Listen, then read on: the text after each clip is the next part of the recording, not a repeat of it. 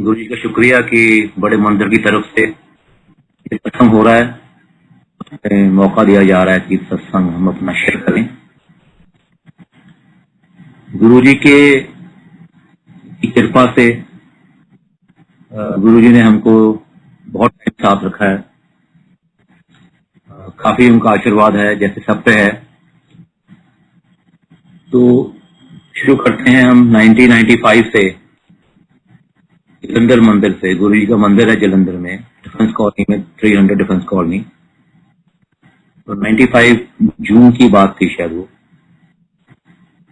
उस टाइम पे मैं पर्सनली तो गुरु जी से इस लाइफ टाइम में नहीं मिला था, और मेरी वाइफ अनु राय और मेरी मदर, जिनको आंटी बोलते हैं सब, ये गुरु जी के पास एक दो बार जाके आए थे किसी का मैसेज कन्वे करने के लिए। तो इनको गुरु जी के बारे में कुछ मालूम था। 95 में मुझे आंख की प्रॉब्लम हुई। मेरी लेफ्ट आई के रेटिना के पीछे ब्लड ओवरफ्लो हो गया। उसके कारण थोड़ा सा धुंधला नजर आने पड़ा, नेट सी आ गई थी। तो सब टेस्ट किए गए, सब टेस्ट एकदम नॉर्मल थे। तो डॉक्टर्स को कोई रीजन नहीं मिल रहा था कि भी ये क्यों हुआ है, और इससे और नुकसान ना हो, क्योंकि इससे आंखों की रोशनी जाने का खतरा था। उन्होंने मुझे स्टेरॉइड्स पे डाल दिया, मेडिसिन पे। तो वो ट्रीटमेंट चल रहा था। तो एक दिन मुझे मेरे मदर बोलते हैं कि यहाँ गुरुजी हैं, वो ठीक कर देते हैं, उनके पास चलते हैं। तो मैंने उनको मना कर दिया कि नहीं, मैंने कहीं नहीं जाना है, डॉक्टर्स को दिखा दिया है, ट्रीटमेंट चल रहा है, फिर जो तकदीर में होगा वो तो होना ही है। फिर कुछ दिन बीत गए, मदर ने फिर बोला, तो फिर मुझसे ना नहीं कहे हुई। तो मैंने यही कहा कि तो ठीक है, चलते हैं, मैं आपको ले जाऊंगा, आप गुरुजी से बात कर लेना, मैं थोड़ा शहर की तरफ घूम के आ जाऊंगा, और आप जब आपको वो दर्शन हो जाएंगे या बात हो जाएगी तो वापस आते हुए मैं आपको पिक कर लूंगा। तो हम ये सुबह का टाइम था, 10-10:30 का। जलंधर मंदिर के, उस टाइम हम जलंधर रहते थे, जलंधर मंदिर के बाहर गाड़ी रोकी मैंने, मेरी मदर उतरी। तो उस टाइम मेरे मन में ख्याल आया कि मैं अपनी मदर को भेज रहा हूँ अंदर, खुद भी जाके देखूं अंदर है क्या है। तो मैंने गाड़ी पार्क कर दी, हम दोनों अंदर से गए। उस टाइम गुरु जी, अगर किसी ने जलंधर मंदिर देखा हो, जिन जिन लोगों ने, एंट्रेंस की लॉबी है, उसमें एक फिश टैंक है, उसके साइड में लेफ्ट पे रसोई, फिर मेन हॉल है। वो हॉल की दीवार के साथ लगकर फिश टैंक के पास गुरु जी नीचे बैठे हुए, और साथ में 4-5 संगत उनके आसपास बैठी थी, बस इतने ही लोग थे। गए, मम्मी ने मत्था टेका, मैंने उनको प्रणाम किया। फिर मम्मी ने बताया कि मेरा लड़का है जी, इसको ये प्रॉब्लम हुई है। तो गुरुजी ने देखा, गुरुजी ने मुझे कहा कि तू कल आ जाए शामी 5 बजे, मम्मी नू रहन नहीं जाए। मैं ठीक है। तो नेक्स्ट डे सुबह 5 बजे मैं मंदिर पहुंचा। मैं मंदिर गया, तो पहले वेट किया अंदर हॉल में, मतलब लॉबी में बैठे। फिर गुरुजी ने कहा मुझे, जा पान के पत्ते लेके आ।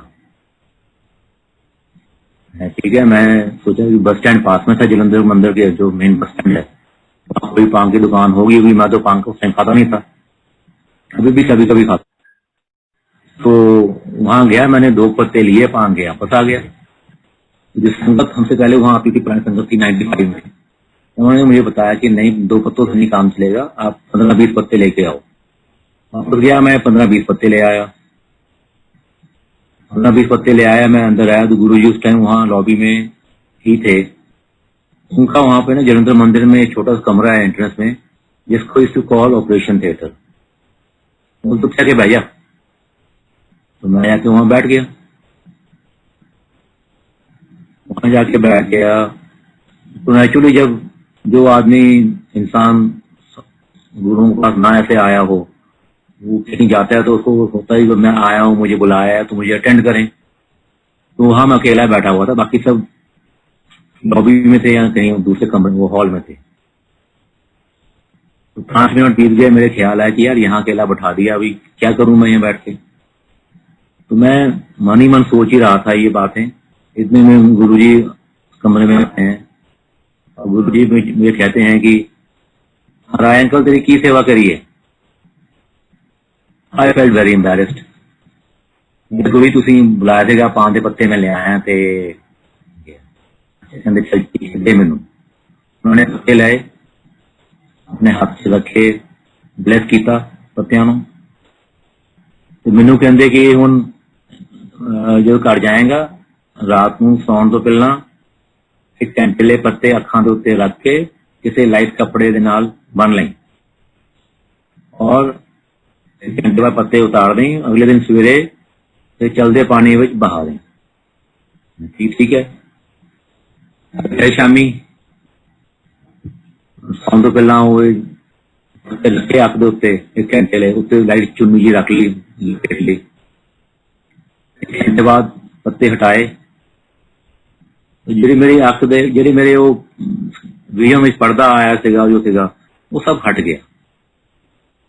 अगले दिन ਅਸੀਂ ਉਹ पत्ते पानी बहाए, शामी गुरु जी के मंदिर गए, अख मेरी ठीक हो गई थी।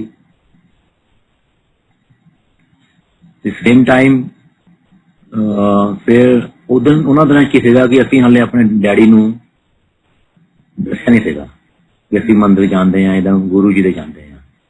he was a nice person, but आजकल भी और उस टाइम भी सही गुरु कौन है, सही संत कौन है, ये जानना बहुत मुश्किल है। नसीब होन, हमारे कर्म अच्छे हों तो वो ही गुरु तुम्हें खुद ढूंढ के बुलाता है, हम लोग नहीं जा सकते जो सही गुरु होते हैं। तो इस कारण उनको बताया नहीं था अभी। तो फिर एक दिन मम्मी जाते थे और एक दिन मैं और मेरी वाइफ अनु, हम 2 दिन जाते थे। तो 3-4 दिन की बात होगी, अभी हमें गुरु जी के पास आए हुए, मेरी आंख को ठीक हुए। तो मुझे मैं और मेरी वाइफ हम सोए हुए थे अपने कमरे में। तो सुबह के आसपास 3:30 के आसपास किसी ने मुझे हिलाकर उठाया, तो उठ गई। उठा तो मैंने देखा कि कमरे में मेरे ब्लू लाइट आ रही है और फिर दीवार पे शिव जी का विराट रूप, वो एक जैन मंदिर में फोटो भी है शिव जी की, खड़ी में थोड़ी सी बनी हुई है, जिसमें वॉच भी है। तो समथिंग उसके साथ सिमिलर फेस था, तो बहुत विराट रूप। उन्होंने मेरी तरफ देखा, फिर उन्होंने राइट में और देखा। मैंने कहा ये राइट में कहाँ देख रहे हैं। जब मैंने वहां देखा तो वहां गुरु जी खड़े थे, चोला पहना हुआ था, उनके हाथ से रोशनी आ रही थी और उनकी सिर की जगह शिवलिंग था। ये 95 की बात है, तो अभी बड़ा मंदिर बन रहा था, तैयार नहीं हुआ था। तो मैं तो सिख रिलीजन से बिलोंग करता हूँ और वैसे भी मैं गुरुद्वारे बहुत कम जाता था, मेरे भी साल में एक बार या 2 साल में एक बार। हिंदू रिलीजन बारे में मुझे मालूम था कि भी शिव जी के भगवान हैं, बस इतनी ही मेरी नॉलेज थी। ये सब चल रहा था, तो मैंने फिर जब वाइफ को उठाया, मैं क्या जो वाइफ को अनु को इसको उठाया तो सब बंद हो गए। तो नेक्स्ट डे हमें गुरु जी के पास हमारी जाने की टर्न नहीं थी, मेरी मम्मी ने जाना था और मैंने उस टाइम वाइफ को बता दिया था कि क्या देखा मैंने, और हमने घर में किसी और को नहीं बताया। तो मेरे मदर को कुछ मालूम नहीं था। तो शाम को मदर जब गुरु जी के मंदिर में गई तो गुरु जी कहते क्यों मुंडे नू आपने शिव जी दर्शन कराते। Mom didn't know about this. तो जब वापस आए तो उन्होंने बोला गुरु जी ये बोल रहे थे। अर्ली मॉर्निंग ये हुआ है।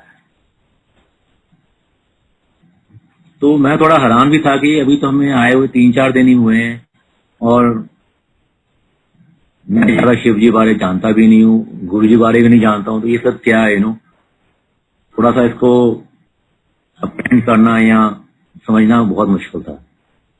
तो ठीक है, आंख ठीक होगी मेरी। ऐसे ही गुरु जी साथ मंदिर जाना शुरू कर दिए हमने। पर मैंने गुरु जी को अब तक मत्था नहीं टेका था,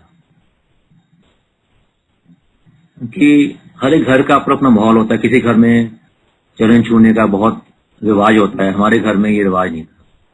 हमारे घर में था कि अगर मत्था टेकना है तो गुरुद्वारे में टेकना है। तो किसी को मत्था से टेकना, मतलब मैंने प्रणाम को किया था पर मत्था नहीं टेका था। और ऑलमोस्ट 1 साल तक मैंने उनको मत्था नहीं टेका। तो उन्होंने कभी भी मुझे ये नहीं फील होने दिया कि तू अपने को समझता क्या है, तुझे मुझे मत्था नहीं टेक रहा। कोई उनका ऐसा एक्शन, कोई उनके ऐसे बॉडी लैंग्वेज, उनके वर्ड्स कुछ भी नहीं कि जो मुझे ये फील कराएं कि भी मैंने मत्था नहीं टेका। फिर जब 1 साल के बाद में शायद गुरुजी ने समझ दी होगी इस बात की, तो उसके बाद में फिर उनको पूरा दंडवत प्रणाम किया। और उस दिन के बाद जब इवन पहले भी ज्यादा डाउट्स मन में नहीं आए थे, कोई डाउट नहीं आते हैं अभी। गुरुजी शिव महाशिव हैं, वो जो चाहें जब चाहें कर सकते हैं, करते हैं, कर सकते हैं। तो उनके लिए कुछ भी असंभव नहीं है। ऐसे ही फिर आगे चलता हूं थोड़ा। अभी दिल्ली एम्पायर स्टेट में गुरुजी थे, 2001 या 2 की बात है। तो एम्पायर स्टेट में गुरुजी ने हमको अपने रूम में बुलाया हुआ था, वहां बैठे हुए थे, उनकी सेवा कर रहे थे। तो एक संगत कोई और पहले आई, बाहर बैठी थी हॉल में। गुरुजी ने उनको, दिल्ली संगत थी, उनको अंदर बुला लिया, उनको बोलो भी अंदर आ जाए। वो अंदर आए तो गुरुजी ने इंट्रोड्यूस कराया उनको हमसे, इन्हों मिलो। दोनों भरा ब्लाइंड केस ही। ये 2001 या 2 की बात है। गुरुजी ने मेरी आंख ठीक की थी 95 में। उसके बाद में गुरुजी में कुछ नहीं बोला कि तू ब्लाइंड केस था जरा, ये नहीं, कुछ भी नहीं गुरुजी ने बोला मुझे। और अभी थोड़ा चलते हैं और पीछे। 93 में हम 2 भाई हैं, मेरा छोटा भाई है, मैं एल्डर वन। 93 में उसका कार एक्सीडेंट हुआ, उसकी दोनों आईज बुरी तरह डैमेज हो गई। एक तो उसकी पूरी आई चली गई और जो एक आई बची थी वो भी उस टाइम पे वो डॉक्टर्स को नहीं मालूम पड़ा कि इसमें कैसे रोशनी आ गई, उनको खुद उम्मीद नहीं थी। और जब गुरुजी के पास में फिजिकली इस जन्म में 95 में गया था और मेरे भाई का एक्सीडेंट 93 में हुआ था। तो गुरुजी ने 2002 में कहा कि दोनों ब्रदर ब्लाइंड केस थी। तो इससे अभी अंदाजा लगा लो कि कौन नई संगत, कौन पुरानी संगत, कौन कब गुरु के साथ में है, ये हमें खुद नहीं मालूम, ये सिर्फ उनको मालूम है कि उनसे फिजिकली कांटेक्ट में आने से पहले भी वो अपनी संगत का ध्यान रखते थे, रखते हैं, रखते थे, रखते रहेंगे। तो ये इंसिडेंट तब मालूम पड़ा कि भी ये गुरु जी का दोनों प्राप लाइन के सी तो 93 होया ਸੀਗਾ। गुरु जी सानू उदों तो ब्लैस करी जाते हैं। गुरु जी साहब तो सत्संग इतने हैं कि करते रहें, कोई अंत नहीं है। पर फिर भी मैं कुछ अपने हिसाब से एक्चुअली हाईलाइट तो मैं नहीं कह सकता कि ये ज्यादा अच्छा है या ये वो है। उनका हर चीज, छोटी से छोटी चीज बहुत ज्यादा महिमा वाली है। कुछ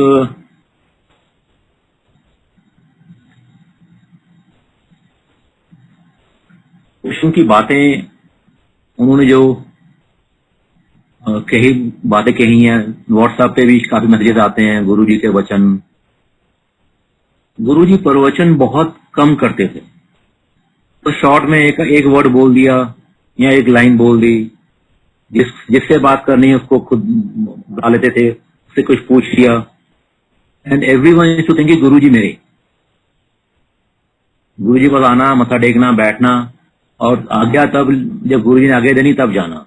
और उससे मत्था टेकते हुए गुरु जी ने कोई एक आधा वर्ड शेयर बोल देना या एक लाइन पूछ लेनी या कुछ कर लेना, तो that is to make our day. तो गुरु जी कहते थे कि nothing by chance, it's only by choice. गुरु जी ने कहा ये, तो हमने कहा हाँ जी गुरु जी। धीरे धीरे समझ आई कि जो हम बोलते हैं कि ये बाई चांस ये हो गया, ये वो हमारे लिए तो बाई चांस है, तो ये तो गुरु जी की चॉइस से हुआ है। तो जो कुछ होता है बोलते nothing by chance, it is by choice. फिर वो कहा करते थे गुप्त दान और गुप्त पाठ। मतलब जब दान करते हो, अगर राइट हैंड से करते हो, तुम्हारे लेफ्ट हैंड को नहीं मालूम होना चाहिए कि राइट में क्या दान कर रहे हो। और पाठ गुप्त। फिर वो कहते थे कि सबका भला करो, हेल्प एवरीबॉडी एंड एनीबॉडी। अगर आप उसका भला नहीं कर सकते, उसको हेल्प नहीं कर सकते, तो उसको हार्म मत पहुंचाओ, उसको कोई हानि मत पहुंचाओ। और चुगली से करने को वो मना करते थे कि चुगली ना करो। उनके टाइम पे गुरुजी के दरबार में जब गुरुजी अपने आसन पे आते थे, हमेशा गुरबानी के शब्द चलते थे। और उनके दरबार में नॉन पंजाबी और ये बहुत होते थे जिनको पंजाबी का एक अक्षर भी समझ नहीं आता था, और ऐसे पंजाबी भी जिनको जो पंजाब में नहीं रहे हैं, उनको पंजाबी नहीं ज्यादा आती, वो सब होते थे। और सबके सब उन शब्दों में इतना रस आता था, उसमें इतना शब्दों में डूब जाते थे तो कोई हिसाब कोई नहीं है। सिर्फ उनके टाइम पे सत्संग के टाइम लंगर से पहले सिर्फ और सिर्फ गुरबानी शब्द लगते थे। हाँ, लंगर के बाद में उन्होंने कवालीज लगानी, फोक पंजाबी के फोक सॉन्ग्स लगाने, फिर कुछ भी एक तरह का ओपन था। और जब ये बड़ा मंदिर बना, इसका एक सत्संग बड़ी अच्छी तरह याद आता है कि जब 95 में गुरु जी पास गए, उन दिनों में मैं दिल्ली आता था कभी कभी कोई एक प्रोफेशनल कोर्स करने के लिए। वो हौस खास में हम रहा करते थे, कभी हफ्ते के लिए आए तो दिल्ली आ रहे थे। तो हम तब सुना था कि जलंधर में, सॉरी दिल्ली में गुरु जी का एक मंदिर बन रहा। तो एक्चुअली रोज की थोड़ी बहुत बात करनी होती थी, वो सब बात वाइफ थ्रू होती थी। मैं तो गुरु जी के साथ में बहुत कम बात करता था। तो मैंने कहा वाइफ को, उनको भी तू कुछ गुरु जी नू अपन दिल्ली जा रहे हैं, जितने ना मंदिर बन रहे हैं अपन देख के आवांगे। उन्होंने पूछा गुरु जी दिल्ली जा रहे हैं, वो आपका मंदिर बन रहा है वहां पे, उसको देख के आएंगे। गुरु जी कहते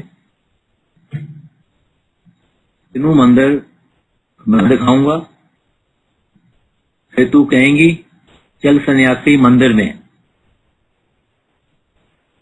और वो ये एक सन्यासी मूवी आई थी मनोज कुमार की, उसका सॉन्ग था, गुरु जी ने वो सॉन्ग के वर्डिंग बोले। ठीक है, उस टाइम तो बड़ा लाइट मोड में हमने सुन लिया, जोक की तरह सब हंस पड़े। बट जब फिर 98 में गुरुजी दिल्ली एम्पायर स्टेट आए और हम दिल्ली आने लगे, गुरुजी ने मंदिर अपने आप दिखाया। वो 95 में कैजुअल बात कही हुई, लाइट बात जोकिंगली कही हुई, कैसे 98 में पूरी हुई। तो गुरुजी के से वचन निकले हुए, चाहे वो मजाक में हो जैसे भी हो, वो पत्थर की लकीर है, वो पूरा होना ही होना है। गुरु जी कहते थे कि मैं लाइट तो आया। कई लोगों ने बोलना कि भाई गुरु जी अपने दर्शन कराओ सही रूप के। वो कहते थे मेरे विच इतनी रोशनी है, 40,000 वाट तो ज्यादा मेरे रोशनी है, तुम मैनू देख नहीं पाओगे, जल जाओगे। मैं लाइट से आया हूं, अपनी मर्जी से आया हूं, अपनी मर्जी से जाता हूं। ना कोई मेरा गुरु है, ना मैं किसी गद्दी ली है, ना किसी गद्दी जानी है। तो गुरु जी की ये सब बातें, गुरु जी की एक्चुअली अभी लाइफ में देखा जाए, हर एक छोटी छोटी चीज में इतनी ब्लेसिंग्स हैं, और उसको इंसान समझे कि हर पल पल गुरु जी साथ हैं। गुरु जी कहते थे, गुरु नाल इन्ना प्यार करो कि तुम सुते हो तो गुरु नाल लेटा नजर आवे। लाइक इस एग्जाम्पल की लिखो, लाइक लेडीज तू जो लिपस्टिक लाने शीशे विच तो शीशे गुरु नजर आवे। गुरु जी टू लव हिज संगत एवरीबॉडी। वो तो कईयां ने कहना, गुरु जी ने पूछना, गुरु जी तुसी फलाना बंदे नु ब्लैस करता हो तो ये काम करता आ, वो इदा ठीक नहीं है, ये नहीं है। गुरु जी कहते हैं सब मैं तो सारा कल्याण करना ही करना है। यही फर्क है महापुरुष विच और तुहाडे लोगों विच। तो उन्होंने कभी भी किसी को बुरा नहीं किया सी। हाँ, केवल कहते सी ये ग्रह माड़े है, और चुगली निंदा तो बहुत ही मना करते थे। तुहानू हुण छोटा जिहा सत्संग अपना होर सुनाऊंगा। मैं शिपिंग कंपनी का काम करता, मर्चेंट नेवी हैगा आ। मैं वैंकूवर जाना सी, उन्होंने बुलाया सी। ਉਹਦੇ ਲਈ कैनेडियन वीजा की लोड़ सी ते मेरे पासपोर्ट के पेज सारे भर चुके सी। उन दिनों में वो नया पासपोर्ट नहीं देते, वो तुम्हारा पासपोर्ट वैलिड है और पेज भर गए हैं तो पीछे देश to attach few pages fold करके। तो Canadian embassy was not giving visa on those attached pages. They wanted कि पासपोर्ट का ओरिजिनल पेज हो। मेरा पासपोर्ट बॉम्बे का बना हुआ था, तो मुझे बॉम्बे जाना पड़ा अर्जेंट बेसिस पे पासपोर्ट नया लेने के लिए। मैं पासपोर्ट ऑफिस गया। I met the passport officer. I told him कि दिस इज रिक्वायरमेंट, मुझे पासपोर्ट चाहिए जल्दी, ये चाहिए। मतलब कोई बात नहीं, आप ये सुबह की बात है, उनके मतलब मॉर्निंग टाइम 10:30 11, आप अपनी फाइल जमा करो और शाम को नया पासपोर्ट ले लो, नई बुक ले लो। ठीक है जी।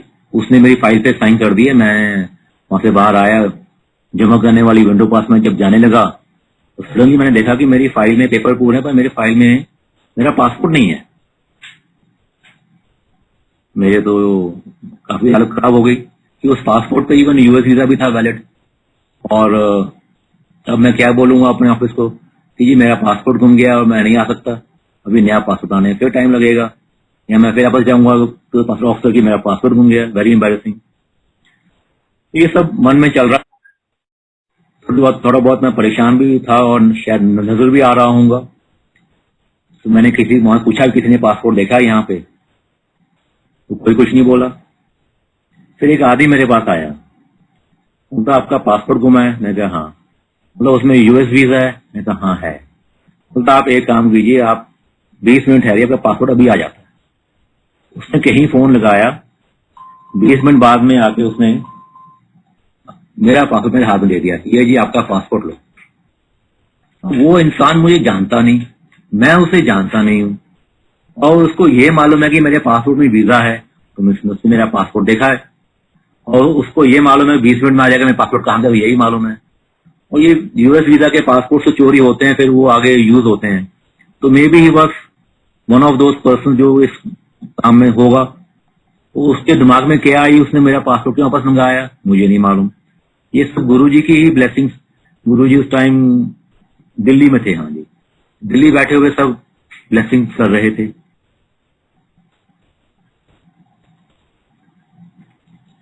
ऐसे अभी एक बार गुरु जी के पास बैठे हुए, गुरु जी कहते थे कि मेरे को तुसी लोग सारे चीजा मंगन आते हो, मेरे बेटे का कर दो, मेरा जॉब ठीक कर दो, मेरी सेहत ठीक कर दो, मेरा बिजनेस ठीक चल पड़े। तो जी चीज असं तो देन बैठे हैं, असं चीज वो कोई लैन नहीं आता। ये बात गुरु जी ने कितनी बार बोलनी, और हमारे सामने भी इन्होंने कई बार कही, ग्रुप को छोटे ग्रुप बैठे हुए। तो एक दिन मैंने हिम्मत की, मैंने गुरु जी वो असली चीज आप बोलते हो कि कोई मंगन नहीं आता, वो चीज क्या है? गुरु जी बोलते कमलिया नाम। तो तब मालूम पड़ा कि भी असली चीज जो गुरु से मांगनी चाहिए वो नाम मांगना चाहिए। ऐसे जब गुरु जी पास जलंधर मंदिर में आना स्टार्ट किया हमने, उन दिनों गुरु जी से की एक बुक है autobiography of Yogi by Yogananda Paramhansa. तो गुरु जी से कि ये बुक पढ़ो, जैसे ये मेरी स्टोरी है। फिर उसकी बुक ली, पढ़ी, एक बार, दो बार, तीन बार। वो बुक पढ़ के कई गल्लां समझ आईयां ਜਿਹੜੀਆਂ कि उदा समझ तो बाहर सीगियां। And then Guru to even से कि शिव पुराण पढ़ो। नहीं, शिव पुराण एटलीस्ट 3 बार पढ़ना चाहिए। और नहीं, शिव पुराण मतलब लाइक विच कई कुछ लिखा होंदा, ज्यादा विच डिटेल्स विच मीनस कि जेडे उस टाइम दे कि भी ऐस कोने दे बैठो, ये बनाओ, वो बनाओ, वो समझ तो बाहर है। ਉਹਦੇ ਵਿੱਚ ना पाओ, उदा पढ़ो, ਇਹਦਾ मेन मीनिंग अंडरस्टैंड करो। तो उन्होंने कहने के अनुसार शिव पुराण पढ़ना स्टार्ट किया। हौली हौली एहसास होने लगा कि जो शिव पुराण में लिखा है वो गुरु जी की ही बातें हैं। वो जो गुरु जी करते हैं वो इसी में था। तो गुरु जी से कि मैं प्रैक्टिकल गुरु हाँ, ਤੁਹਾਨੂੰ मैं प्रैक्टिकल करके दिखाना है। कोई है जरा प्रैक्टिकल करके दिखा सकता है? जो हम शिव पुराण में पढ़ते हैं या और धार्मिक किताबों में पढ़ते हैं, वो गुरु जी ने हमें अपनी लाइफ टाइम में एक्चुअली करके दिखाई हैं। वो प्रैक्टिकल मीन्स कि वो जो चीजें रियल टाइम में दिखाई हैं कि कैसे होती हैं। ऐसे ही गुरु जी की ने अपनी खुद लिविंग बहुत सिंपल थी गुरु जी की। And he used to believe in simple living. कहते थे कि बंदे को हंकार नहीं करना चाहिए, लिविंग सिंपल रखो। हाँ, जे रब ने पैसे दिते तुहानू, इफ यू हैव मनी, उसको भोगो और उस पर अहंकार मत करो।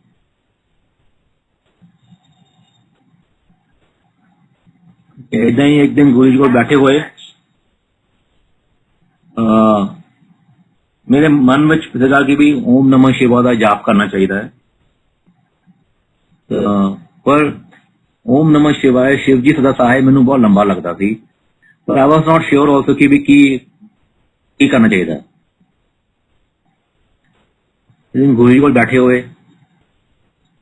उदा ही मन च विचार सीगा कि ये पूछे गुरु जी नू। गुरु जी कहते ऐसे बोलना चाहिए, ओम नमः शिवाय शिव जी सदा सहाय। तब ये बात क्लियर हुई कि ये पूरा मंत्र का ही जाप करना चाहिए। तो ऐसे थोड़ी थोड़ी बातें हैं जो गुरु जी ने, मतलब आप गुरु से बात करो, पूछो उनसे तो वो जवाब देते थे। जैसे असली चीज की हैगी है, नाम हैगी है and all things like this.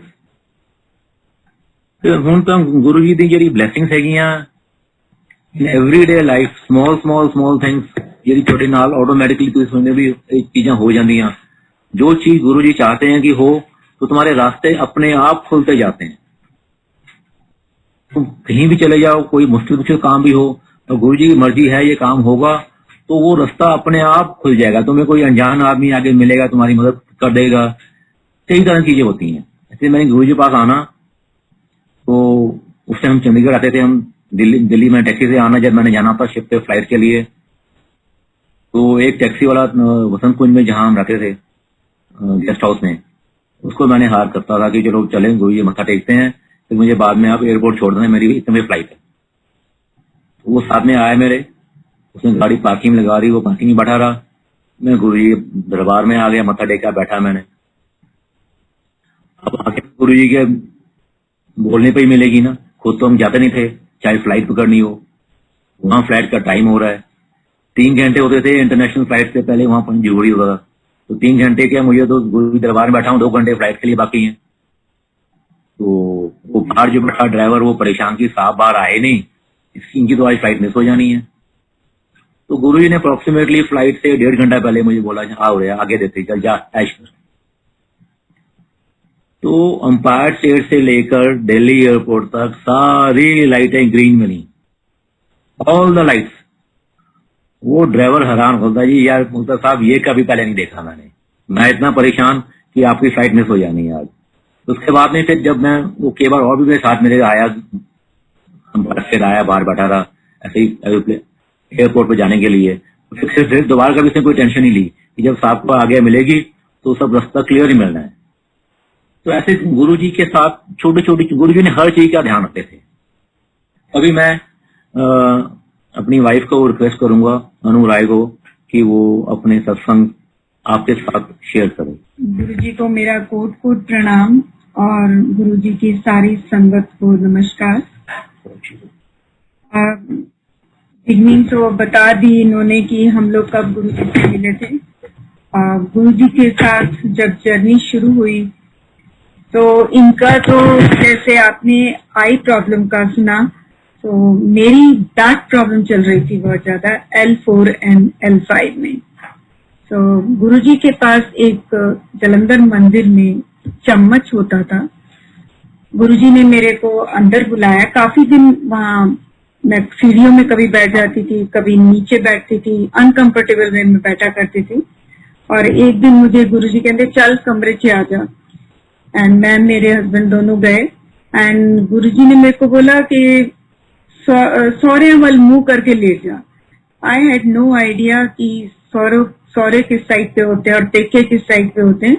सो मैं लेट गई तो गुरुजी ने मेरी डायरेक्शन चेंज कराई एंड गुरुजी मेरे से बात कर रहे हैं और उन्होंने मेरी पीठ पे इतनी जोर से चम्मच रख के प्रेस किया एंड 2 बार एंड फिर मुझे कहते खड़े हो जा। खड़े होके मेरे से गुरुजी अभी बात ही कर रहे हैं, मेरी एक बाजू लेके उधर झटका मारा जोर से और दूसरी को उधर मारा और कहते जब 80% ठीक हो गई, हल्दी दूध पी के हॉली 20% भी ठीक हो जाएगी। And true to his words, जहाँ मेरी कंडीशन इतनी खराब थी कि मुझे बैक पे वो बेल्ट बांधनी पड़ती थी, नीचे बैठना मुश्किल था, एंड गुरुजी की कृपा से मेरे गुरुजी ने बैक ठीक की तो मैं हेमकुंड साहिब भी उसके बाद दर्शन करके आई। This is all because Guruji grace. शुरू में आए जैसे इन्होंने बताया, ये नहीं मालूम था कि पूर्ण गुरु कौन होते हैं, गुरु क्या करते हैं, गुरु की जिंदगी में कितनी इम्पोर्टेंस है, ये सब नहीं पता था। बट गुरु जी के पास जाके अच्छा बहुत लगता था एंड धीरे धीरे गुरु जी ने जो समझाया, गुरु अपना प्यार खुद दिया, अपनी महिमा भी खुद ही धीरे धीरे दिखाई उन्होंने और ऐसा अपने साथ जोड़ा है कि अब तो हर वक्त यही कहने का मन करता है कि बस गुरुजी आपने पकड़ा है तो ये पकड़ मजबूत है, बाकी किसी की अपनी ताकत नहीं है कि गुरुजी को ही पकड़ सके। ये तो मेरी बैक प्रॉब्लम का गुरुजी के साथ सत्संग है। गुरुजी फिजिकल एलिमेंट कोई भी किसी भी तरह की प्रॉब्लम है, Guruji could cure any problem. He still is curing peoples problem. He can do anything. कल भी कर सकते थे, आज भी कर रहे हैं। ये लेटेस्ट मैं अपनी बैक का आपको बताऊंगी इसी रिलेशन में कि मेरे को अब पीछे 2018 जनवरी में दोबारा बैक पेन फील होनी शुरू हुई। Went to doctors and all that, तो पता लगा कि मेरे को इंटीरियोलिथिसिस L5 जो है S1 के ऊपर शिफ्ट कर गया है। ऑल द टाइम इतना पेन कि दिखाया डॉक्टर्स को, सर्जरी भी एडवाइज हुई, पर मुझे गुरुजी के साथ मेरी यही अरदास होती थी, गुरुजी आप मुझे चलते फिरते रखो, ठीक रखो। सो मच सो कि मैं बेड पे मुझे काफी लेटना पड़ता था and I used to ask my husband कि मैं चल पाऊंगी, मैं ठीक से फिर वही नॉर्मल लाइफ लीड कर सकूंगी। बट वही गुरुजी की ग्रेस जब हो तो सब कुछ पॉसिबल है। I am with his grace. I met doctors, RR में भी I met the senior doctor, then I went to Fortis also. पर everywhere ever I went, तो डॉक्टर का पहला ये होता था कि it is miracle the way you are walking around. So वही his grace कि वो कहते जो आप जैसे चल रहे हो ऐसे ही चलते रहो, अवॉइड सर्जरी बिकॉज स्पाइन की सर्जरी इतनी सिंपल नहीं होती है। So this is Guruji's grace at this after his mass samadhi that he is still keeping my back so fine. गुरुजी की लंगर की इतनी ज्यादा महिमा है, लंगर प्रसाद की, कि एक बार हम जलंधर मंदिर में खड़े थे। हम लोग उसी दिन पहले चंडीगढ़ से जलंधर जा रहे थे। रास्ते में मेरे को बर्निंग शुरू हो गई बहुत ज्यादा। थोड़ा रुके, मैंने देखा कि मेरे जैसे जिन्हें जिसको हर्पिस बोलते हैं जिन्हें, उसकी तरह ब्लिस्टर्स होने शुरू हो गए। So by the time Jalandhar पहुंचे, इतनी ज्यादा जलन मुझे हो और अनकंफर्टेबल की, we went to skin specialist. He said, मैंने पहली बार ये नाम सुना था कि हर्पीस क्या चीज होती है, एंड ही सेड कि आप कैलामाइन लोशन लगाओ और it will take 2 to 3 weeks to subside. Same evening we went to Guruji's मंदिर। लंगर प्रसाद जब हो गया, आज्ञा के टाइम पे खड़े थे, गुरुजी खड़े थे तो हम लोग साइड पे खड़े थे। तो जब गुरुजी ने मेरी तरफ टर्न किया तो मैंने गुरुजी को, हमारी फैमिली में एक शादी भी थी उन दिनों में, तो मुझे लगा कि ऐसी हालत में तो कपड़े भी नहीं पहने जा सकते अच्छे। तो वैसे ही गुरुजी के साथ मैंने खड़े होकर बोल दिया एकदम कि गुरुजी मेरे ऐसे जनेऊ हो गया, हर्पीस हो गया। गुरुजी कहते ले लंगर खा लिया, ठीक हो गई। And true to Guruji's word, he said वो सच तो है, होया था ही था, पर वो मेरे लिए था कि नेक्स्ट डे मॉर्निंग सारे ब्लिस्टर्स के ऊपर ब्राउन क्रस्ट आ गया। And I had just put calamine lotion for 1 night. After that I didn't do anything and I was absolutely fine. So ये गुरुजी की लंगर प्रसाद, लंगर की महिमा, कि उनके जो प्रसाद, जो उनको एक बार लंगर जो भोग लग जाता है गुरुजी को, सो उसमें तो फिर वो सबके लिए ब्लेसिंग्स अपनी डाल ही देते हैं। जलंधर मंदिर में गुरुजी जल प्रसाद देते होते थे। उनके पास एक रुद्राक्ष की माला होती थी एंड उस एक कोई सेवादार प्लेट, जो थाली जो होती थी, उसमें जल ग्लास होते थे और गुरुजी एक पकड़ते थे, उसमें रुद्राक्ष माला डाल के फिर अपने हुक्म अनुसार उसको बुलाते थे और वो देते थे। सो गुरुजी की कृपा से वो जल प्रसाद मुझे भी मिला और मैं आज तक उतना, वो जल प्रसाद का स्वाद बताना बड़ा ही मुश्किल है। जैसे जैसे वो अंदर उतरता गया, ऐसे लगता गया कि बस पूरे हर चीज अंदर की गुरुजी की कृपा से भर गई हो। ऐसे ही गुरुजी का डिवाइन प्रसाद होता था। एक बार जलंधर मंदिर में गुरुजी ने किसी सेवक को, सब लोग बैठे थे, हॉल फुल था एंड गुरुजी के पास ही वो सेवक बैठे हुए थे। गुरुजी ने सडनली अपनी आंखें बंद कर ली और उनके हाथ में वो प्रसाद गुरुजी ने दिया आउट ऑफ नोवेयर, सचखंड का प्रसाद। एंड वो उनके हाथ में जितना था, उसके बाद जब उन्होंने वो अपना हाथ खोला, गुरुजी ने वो प्रसाद अपने हाथ से थोड़ा थोड़ा पूरी संगत को बांटा जो वहां पे बैठे थे। सो मुझे भी मिला। वो उस दिन काजू की बर्फी का मिक्स प्रसाद था एंड मैंने तो थोड़ा खाया, बाकी मेरे को लालच आया, मैंने इनके लिए रख लिया। मैंने कहा जब शिप से वापस आएंगे तो चलो गुरुजी का ये प्रसाद जो सचखंड का, इनको भी मैं दूंगी।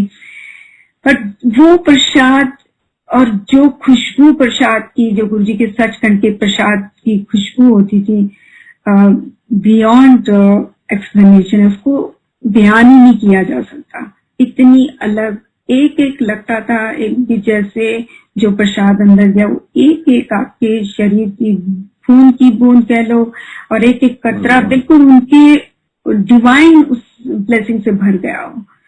एंड जब मैंने वो घर लाके, जिसमें मैंने बांध के रुमाल में रखा, तो whenever I would open my cupboard, एकदम कबर्ड से खुशबू बाहर आती थी। इतनी गुरुजी की खुशबू मतलब उसमें प्रसाद में, अमेजिंग। जिसे कहते हैं कि कोई विरला ही, मैंने तो सुना नहीं कोई सचखंड का प्रसाद ऐसे दे सकता हो। गुरुजी के पास अमेजिंग पावर्स, अमेजिंग, इतना प्यार गुरुजी के पास था कि बस एक मैग्नेटिक पुल होती थी गुरुजी के पास जाने की, कि डे आया, थर्सडे आया, हम लोग ने दिल्ली था, we used to be in Delhi for 4 days, Thursday, Friday, Saturday and Sunday. तो नॉर्मली दिल्ली में भी हम लोग पूछा करते थे कि आप दिल्ली में कहाँ रहते, बस गुरुजी का हुक्म होता था, थर्सडे पहुंचते थे, संडे रात को आज्ञा मिलती थी, कई बार 12 बजे, 1:30 बजे, 2 बजे, और गुरुजी का हुक्म होता था जाके बच्चे स्कूल छोड़ के आने। तो सुबह 6-7 बजे भी चंडीगढ़ पहुंचे, उनका किया फटाफट स्कूल की तैयारी की, ब्रेकफास्ट किया, गुरुजी के हुक्म के साथ उनको छोड़ के आके फिर बाकी अपना काम करना। सो एक बार ऐसे गुरुजी दिल्ली से चलने के टाइम पे बोलते हैं, मेरे हस्बैंड को पूछते हैं कि मेरे लिए पूछते हैं कि इसको ड्राइविंग आती। तो ये कहते हैं हाँ जी आती है गुरुजी। कहते ठीक है। उस दिन हमारे एक फ्रेंड्स के पेरेंट्स की डेथ हुई थी, सो हम लोग ने गुरुजी के पास जल्दी चले गए आज्ञा लेने के लिए, बट गुरुजी ने अपने हिसाब से आज्ञा देनी थी और वो दी। तो गुरुजी कहते कि 6 बजे चंडीगढ़ और 10 बजे क्रिमेशन ग्राउंड। तो हमने सोचा कि 6 बजे अगर चंडीगढ़ पहुंच जाएंगे तो नेचुरली जाके बच्चे स्कूल भेज के तो बाय 8:30 और 9 हम लोग तो पहुंच जाएंगे उनके वहां पे। इट हैपन सो कि जीरकपुर चंडीगढ़ से पहले आता है। इनको बहुत नींद आने लग गई एंड ही सेड कि मेरे से गाड़ी नहीं चल रही, तुम चला। मैंने गाड़ी उसके बाद मैंने चलाई चंडीगढ़ तक जाके, he straight way went to bed and slept. मैंने बच्चों को स्कूल के लिए तैयार किया, उनको स्कूल छोड़ के आई जाके आके, एंड आई फेल्ट खाना वाना जो किया सब, तो आई फेल्ट वेरी टायर्ड। मुझे भी लगा चलो अभी तो टाइम है जाने में, तो मैं भी लेट जाती हूँ और मैं भी लेट गई। पर जब हम दोनों की आंख खुली तो इट वॉज 9:30। तो जो गुरुजी ने बोला था कि 6 बजे चंडीगढ़ 10 बजे उधर, तो पूरे जब हम पहुंचे तो 10 बजे वहां पे पहुंचे। तो गुरुजी को सब पता होता था कि हम कितने बजे चंडीगढ़, कोई पूछता था आप कितने बजे चंडीगढ़ से चलें, इससे पहले कि हम जवाब देते गुरुजी जवाब दे देते थे 1:30 बजे चले। उनको एवरीथिंग वो कहते थे ना, मेरी टीवी हमेशा ऑन रहती है। तो गुरुजी जब अपने किसी सेवक को, अपने किसी भगत को किसी संगत के पास घर पे भी ठहराते थे तो गुरुजी का टीवी हर वक्त ऑन रहती थी। ही वुड नो कि उनकी संगत वहां पे, उनका भगत कैसे रह रहा है, वहां कैसे रखा जा रहा है। और आज भी ये बात मैंने 100% श्योरिटी के साथ कह सकती हूँ कि गुरुजी की टीवी आज भी ऑन है। आज भी वो देख रहे हैं, सही गलत सब कुछ देखते हैं। सब अपने भक्तों को आज भी वैसे ही संभाल रहे हैं जैसे पहले संभालते थे गुरुजी। तो उनकी कृपा तो अनंत उनकी है, कोई उसकी लिमिट नहीं है उनकी ब्लेसिंग्स की, गुरुजी की। ऐसे गुरुजी के हमारे everything, Guruji has graced every aspect of our life. Was it my husband's promotion, my health. Guruji के पास आने से पहले मेरी हेल्थ काफी गड़बड़ा जाती थी, सो मच सो कि ऐसी सिचुएशन क्रिएट होती थी कि I used to get admitted in the hospital in emergency. तो गुरुजी का कब धीरे धीरे गुरुजी ने उनकी ग्रेस से कृपा करते गए कि वो तो कहीं पास्ट ही लगता है हर चीज को। Then I had this eczema problem, वो भी गुरुजी ने मेरी कब ठीक कर दी मुझे पता ही नहीं चला। वो एक्जिमा होना अपने आप ही बंद हो गया।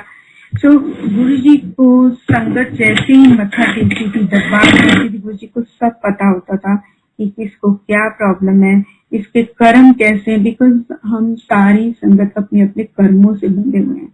एक तो हम लोग लेके आए हैं और उस पर गुरुजी ने कृपा करके उसको जो साफ किया है, तो गुरुजी की मेहर। तो गुरुजी कहते थे ना, मैं 90% कर्म करते ना, 100% चेती रखना, 10% रखना ताकि फिर रब नू ना भूल जाओ। तो उनका पर्पस सिर्फ अपनी संगत को ब्लेस करने का, कृपा करने का, हमको अपने साथ जोड़ने का। कुछ हमारे पिछले कहते थे 10 साल की जिसकी पक्ति होंगी मेरे को लांदा है। तो हम कुछ पुण्य कर्मों के कारण गुरुजी के साथ जुड़े हुए हैं। गुरुजी इतनी कृपा करते हैं कि उनका पर्पस जो मेन अपनी संगत के लिए यही था, चाहे आपकी फिजिकल हेल्थ ठीक करने के बाद, आपकी फाइनेंशियल प्रॉब्लम ठीक करने के बाद, कि आप परमात्मा से जुड़े, सच के रास्ते पे चढ़े। जो अल्टीमेट गोल है एक ह्यूमन फॉर्म का इस लाइफ टाइम में अचीव करने का, his main purpose was to lead everyone towards that. So that Guruji के पास आते आते ग्रेजुअली जो हमने महसूस किया, जो मैंने अपने अंदर महसूस किया कि it was a 360 degree turn off my own being. बिल्कुल हर चीज जो पहले जो था सब कुछ, उसके गुरुजी के पास आने का टोटल ट्रांसफॉर्मेशन, टोटल चेंज अगर कहीं आता है तो गुरुजी के दरबार में ही आता है। सो एक दिन गुरुजी के पास जब भी बैठना, सेवा करनी, तो गुरुजी यही कहते थे कि आज मैं इन करोड़ा दा पाठ की कमाई देती। कौन अपने पाठ की कमाई दे सकता है? सिर्फ गुरु अपनी कमाई से सारी, खैर भंडार उनका है, पर इतना कह देना कि मैंने अब इन्हें पाठा की कमाई दी, it's very very big thing. So एक दिन गुरु जी के पास हम बैठे हुए थे तो गुरु जी अचानक कहते हैं, I don't have a brother, he passed away very early. So Guru ji मुझे कहते and his death was accidental death. तो गुरु जी मुझे कहते कि तेरे ब्रदर की मुक्ति नहीं हुई। एंड मैंने तो कभी गुरु जी से कोई बात नहीं की, ना अपनी कभी कोई प्रॉब्लम बताई, बट मुझे इतना पता था कि honour of my brother used to come in my dreams. तो गुरु जी कहते तेरे ब्रदर की मुक्ति नहीं हुई एंड तेनू आके परेशान कर। दैट मीन्स कि whenever I would see him in my dreams I would feel the pain of separation and it used to give me lot of pain and make me upset. So I said, हाँ जी गुरुजी, because I had मुझे समझ नहीं आया कि मैं इसके बाद क्या बोलूं गुरुजी को। And after 1 year गुरुजी मुझे कहते कि तेरे ब्रदर की मुक्ति कर देती। अब इतनी बड़ी बात, मुक्ति कौन दे सकता है हमको? जन्म मरण वो कहाँ किस जूनी में, इन जूनियों से मुक्त कौन करा सकता है? परमात्मा महाशिव खुद। और वही गुरुजी ने हमारे साथ ये सब चीजें गुरुजी ने प्रैक्टिकल करके हमें एहसास दिलाया कि गुरुजी है कौन। ही हमें समझ नहीं थी, पर धीरे धीरे उन्होंने एहसास दिलाया। और जब गुरुजी ने बोला कि शिव पुराण, मेरे को टाइम टू टाइम गुरुजी ने डिफरेंट पार्ट दिए करने के लिए। एंड जब मुझे गुरुजी ने शिव पुराण पढ़ने के लिए बोला, जब मैंने पहली बार पाठ किया शिव पुराण का तो पूरा ऊपर से गया, कुछ समझ नहीं आया। पर गुरुजी का हुक्म था कि इसको पढ़ते जाओ, पाठ करते जाओ, 3 बार करोगे फिर समझ आना शुरू होगा। फिर किया, करते गए। पर अब धीरे धीरे इतने बार करने के बाद अब उसका एक एक वर्ड पाठ करने के बाद ऐसा लगता है कि मैं हर उस वर्ड में, हर उसमें चैप्टर में जो वो शिव जी के बारे में बता रहे हैं तो साक्षात गुरु जी का ही था। बट हमको गुरु जी ने वही सब, जैसे मेरे हस्बैंड ने बताया, प्रैक्टिकली बताया। उस वक्त शायद हम शिव पुराण को न समझ पाते, पर जो गुरु जी कर रहे थे वो हमारे साथ जो ब्लेसिंग्स दे रहे थे और अपने को अलग अलग उसमें गुरु जी समझाने की हमको स्मर्थ बुद्धि दे रहे थे। पर वो आज मैं जैसे कहती, गुरुजी जब कहते थे कि सत्संग सुनाओ, तो सत्संग सुनाने वाले का भी कल्याण और सुनने वाले का भी कल्याण। शिव पुराण में भी अगर आप पढ़ेंगे तो उसमें लिखा है कि जो शिव पुराण का वक्ता होता है, मीन जो उसका पाठ करता है और जो श्रवण कर रहे होते हैं, दोनों का कल्याण होता है। सो वो तो जो उस टाइम पे लिखा गया शायद हम लोगों की समझ में ना आता, पर गुरुजी ने इसको सब चीज को इतना सिंपल कर दिया हम लोगों के लिए, अपनी संगत के लिए, कि उस रास्ते पे चलना सबके लिए गुरुजी ने बहुत आसान कर दिया है। और इस लॉकडाउन के टाइम पे जो सारी संगत गुरुजी ने अपने साथ जुड़ी हुई है और इतनी लिमिटेशंस के बावजूद सब घर घर गुरुजी को जो याद कर रहे हैं, गुरुजी के जो सत्संग कर रहे हैं, मुझे नहीं लगता किसी में इतनी खुद में ताकत है कि कर सके। ये सब उनकी ग्रेस, उनकी ब्लेसिंग्स ही है। वही उनकी ग्रेस है तो ये लाइफ में सब चीज पॉसिबल है गुरुजी की। गुरुजी के सत्संग तो बहुत हैं एंड एक बार करना शुरू करो तो कई फ्लैशेस आने शुरू हो जाते हैं, ये भी गुरुजी ने किया, वो भी किया। सो गुरुजी ने तो, हम लोग तो गुरुजी के साथ एक कहते हैं ना, गुरुजी के लिए अट्रैक्शन, गुरुजी के साथ एक फ्लो में ही चलते चले गए। एंड गुरुजी के पास आने के बाद हमारी अपनी सोच, अपनी समझ तो बिल्कुल बाहर ही छोड़ दी। कभी कुछ, सब गाइडेंस गुरुजी देते थे, हर चीज उनके हिसाब से होती थी। सो ऐसा लगता था कि गुरुजी ने ऐसे हमेशा महसूस कराया कि आई एम सिक। गुरुजी ने एक बार मुझे, मैं पुणे से वापस आई तो मुझे एक गुरुजी ने रात के टाइम पे बुलाया और एक गिफ्ट दिया जिसमें की एक प्लेट थी और एक तरफ खाली मटका और गुरुजी का स्वरूप छोटा सा लगा था और नीचे उसमें लिखा था कि just leave it to him. And वो फेज कुछ लाइफ का ऐसा था कि इंसान कभी कभी सोचता है ना कि आप कुछ कर सकते हो, कुछ कर लोगे, ठीक कर लोगे, ये कर लोगे. So that was the time when Guruji gave me that just leave it to him. Life में जब उन पर छोड़ना शुरू कर दें, उन पर हर 100% कि जो गुरुजी आप करोगे वही हमारे लिए ठीक होगा और उसी में ही आपकी ग्रेस है. तो हम लोगों की, मेरी तो स्पेशली, हमारी तो तकलीफ गुरुजी ने इस तरह बहुत हर चीज से कम की, लाइफ को बहुत इजी कर दिया. जो हो जाती है चीज वहीं पे हाथ जुड़ जाते हैं. हाँ जी गुरुजी आपकी बहुत कृपा, आपने कर दिया. नहीं हुई तो यही आता है गुरुजी आप नहीं चाहते, ये हमारे लिए ठीक नहीं है. हमारे लाइफ में गुरुजी ने बच्चों का, दोनों का करियर गुरुजी ने लॉ चूज किया. वेयर एज मुझे बिल्कुल शुरू से जब बच्चे बड़े होते तो नहीं पसंद था कि बच्चे लॉ फील्ड में जाए, बट गुरुजी ने बेटे के लिए भी हुक्म किया था कि इसको लॉ कराना है. एंड बाद में उसको लंदन भेजने का भी गुरुजी बड़ा फर्म मुझे हुक्म करके गए थे कि इनू लंदन जरूर भेजी. And his blessing that he went in 2008 तो लंदन अपनी मास्टर्स करने के लिए गया. सो कृपा उनकी थी, उन्हीं की ग्रेस, वचन उनके थे. और क्यों किए थे उस वक्त वचन? Because he could work also in Delhi, but नहीं, पर जो हुक्म था वो तो होना ही होना था. जब उसका फाइनल रिजल्ट निकला था तो मैं चंडीगढ़ मार्केट में थी तो गुरुजी का फोन आया, है ना, हो गया. तो मैं गुरुजी को बताया, मैंने कैसे रिजल्ट आ गया एंड ऑल दैट.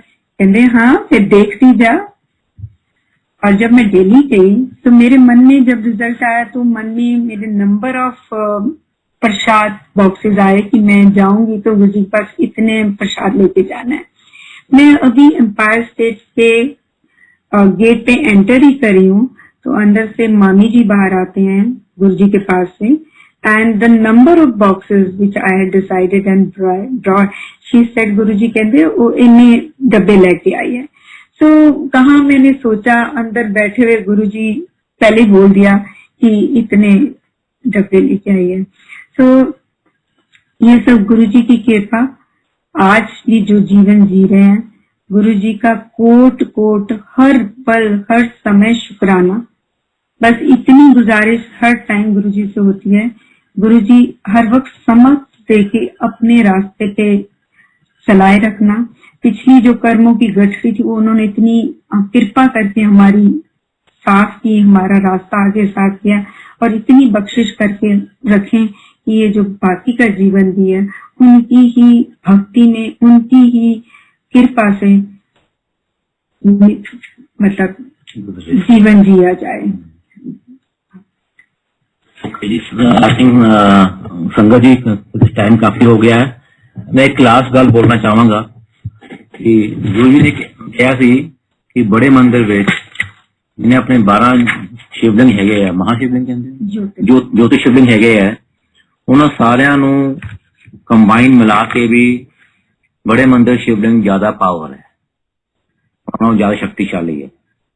और नाउ तो वी आर सीइंग इट कि जो भी बड़े मंदिर आता है, जो भी उसके मन में होता है या उसको कोई तकलीफ होती है, गुरु जी इसको कैसे फटाफट ठीक करते हैं. I wanted to add this thing. और एक उनके सत्संग की बुक है लाइट ऑफ डिविनिटी. ये गुरु जी, इसमें जो सत्संग हैं वो गुरु जी खुद अपने आप हैंड पिक किए हुए हैं और उन्होंने उनकी डायरेक्शन पे ये बुक कंपाइल हुई है. तो रिक्वेस्ट यही है कि उसको पढ़ा जाए और उससे काफी ब्लेसिंग्स मिलती हैं. उसके साथ में हम थैंक्स करना चाहेंगे सबका, गुरु जी का, इन्होंने ये मौका दिया अपने सत्संग करने का और आप सब ने अपना टाइम निकाला. तो जय गुरु जी. जय गुरु जी. गुरु जी का पल पल कोट शुक्राना और संगत का भी थैंक्स.